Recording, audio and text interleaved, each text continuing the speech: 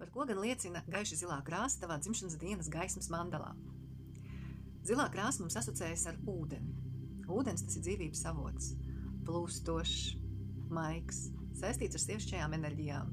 Ja tu esi sieviete, tad gaiši zilā krāsa liecinās par tavu mātišķumu, par tevi kā gādīgu, rūpīgu mammu.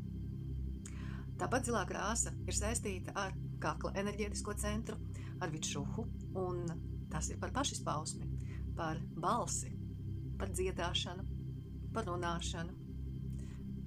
Zilā krāsa ir par kārtību, taisnību, struktūru.